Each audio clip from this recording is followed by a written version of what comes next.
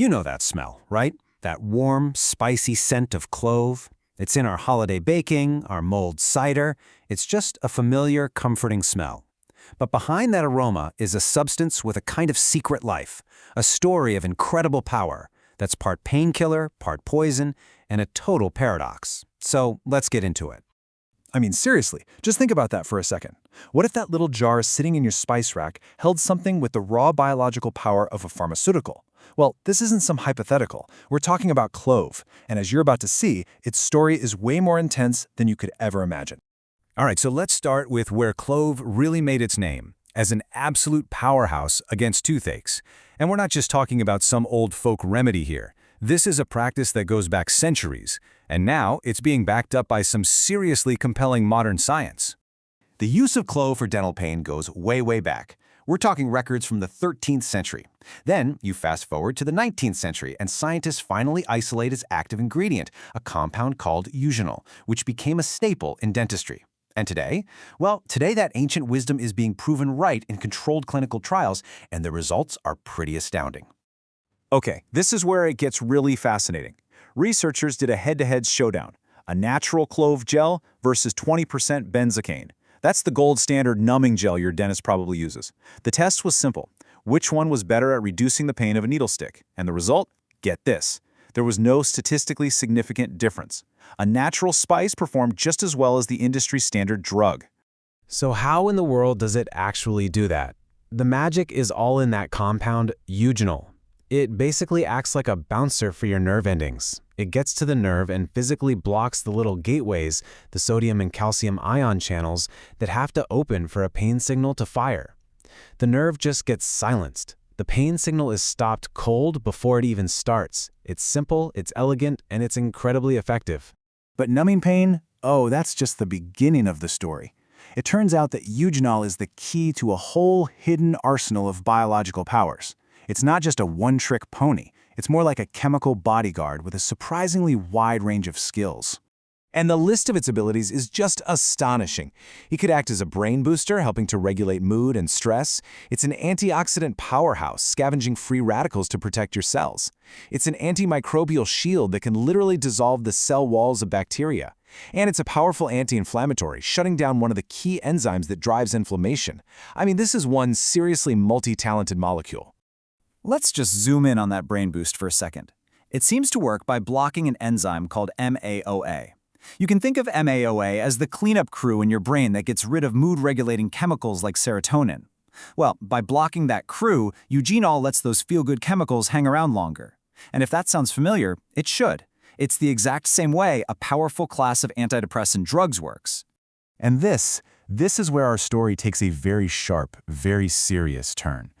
Because a compound with this much raw power, this ability to fundamentally change our body's chemistry, well, that can't be all good news. This power has a dark side. We're now entering the poison paradox. We've just seen how clove can heal and protect, but what happens when that exact same power gets turned against the body? This is where we need to pay really close attention, because the consequences can be incredibly severe. Look at this number, 8,761.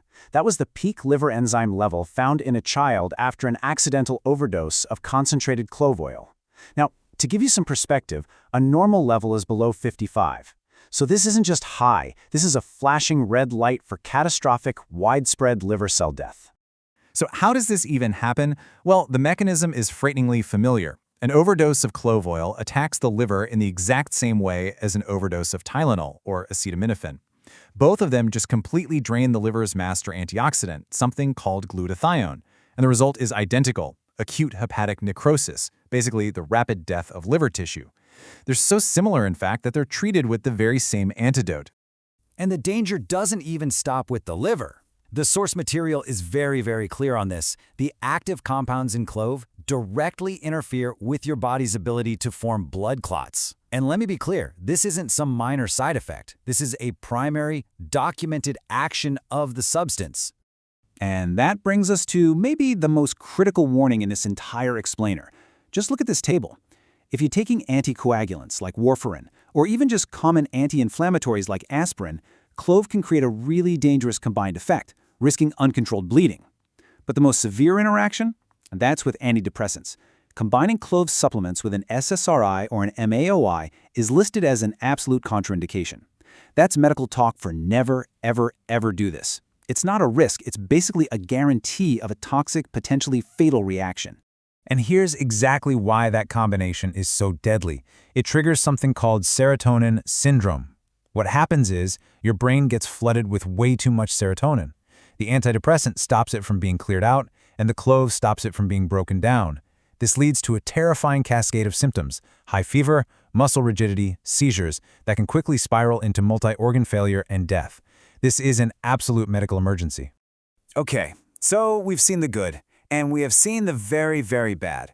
So what's the big takeaway from all of this? Well, it really just boils down to one simple, powerful idea. You have to respect the spice. This right here might be the most important lesson from the whole paradox of clove. We really need to rewire our thinking. The word natural doesn't automatically mean safe. In the world of biochemistry, natural often just means biologically potent.